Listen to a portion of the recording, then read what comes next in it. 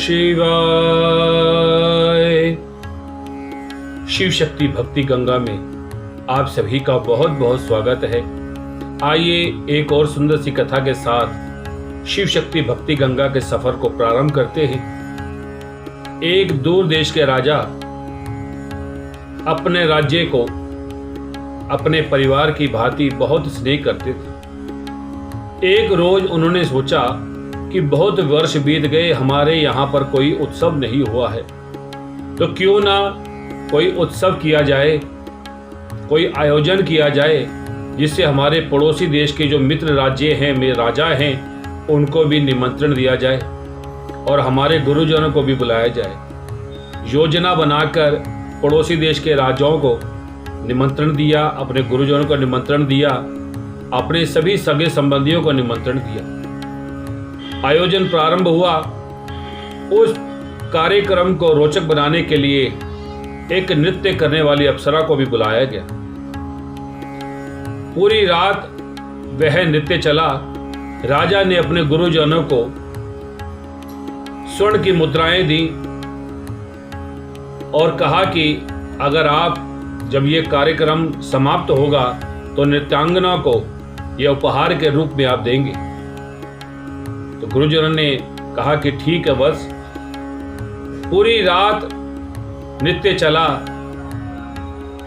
और पूरी रात नृत्य चलने के बाद जब प्रातः काल का अमृत वेला का समय आया तो जो नृत्यांगना का जो तबले वाला था वो ऊब चुका था।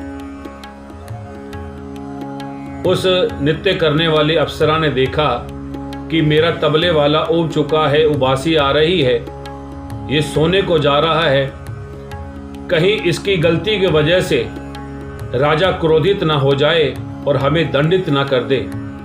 तब उसने कहा, बहु बीती थोड़ी रही, पल पल गई बिताई, एक पल के कारणे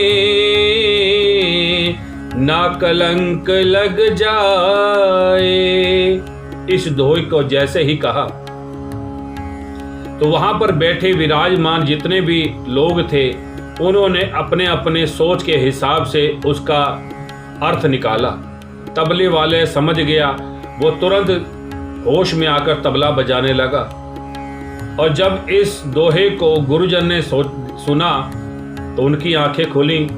उन्होंने तुरंत उनके हाथ में जो स्वर्ण मुद्राएं थी वो अप्सरा को दे दी और उन राजा की जो बेटी थी उसने अपने गले से नौलखा हार निकाल कर उसको दे दिया।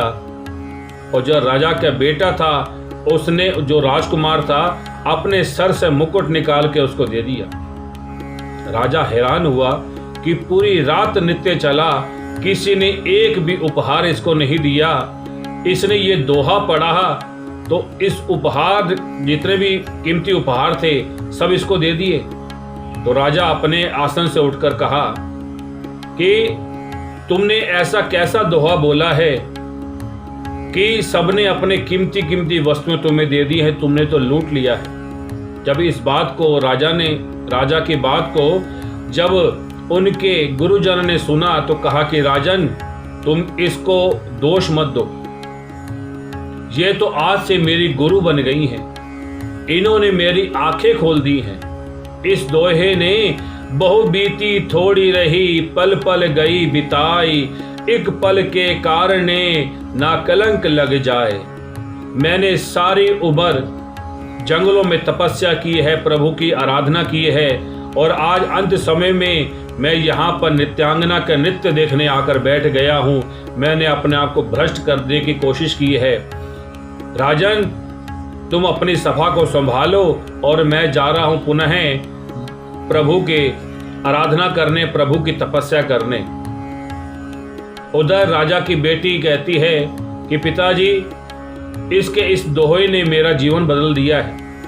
मैं सोचती थी कि मैं अब जवान हो चुकी हूँ, आप मेरे बारे में कुछ भी नहीं सोचते, मेरा विवाह नहीं करते हैं।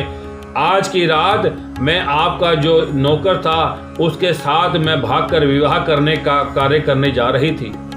इसके इस दोहे ने मेरे जीवन को बदल दिया है कि एक ना एक दिन तो तेरे पिता तेरा विवाह करेंगे ही। ऐसा कदम उठा के तो अपने पिता के नाम को कलंकित मत कर। उधर राजा के बेटे ने कहा कि पिताजी, इस दोहे ने मुझे भी बदल दिया है। कि क्यों?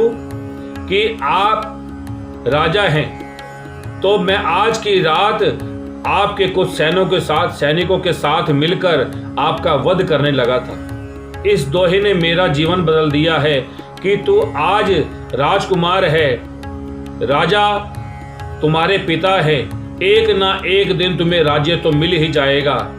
तो अपने पिता का वध करके ये पिता वध का कलंक अपने सर क्यों लेता है? जब राजा ने ये सारी बातें सुनी तो राजा भी, उसकी भी आंखें खुल गई।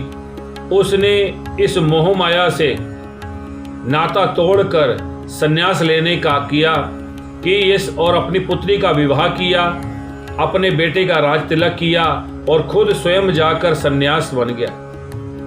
इसका अर्थ यही है कि कोई भी ऐसा कार्य ना करे कि जिससे जीवन में कलंकित होना पड़े। जो भी कुछ हमारे जीवन में होता है वो प्रभु की इच्छा से ही होता है, और जब वो समय आता है वो तभी कार्य होता है। अपने जीवन में जब भी कोई कार्य करे हमेशा सोच विचार कर करे।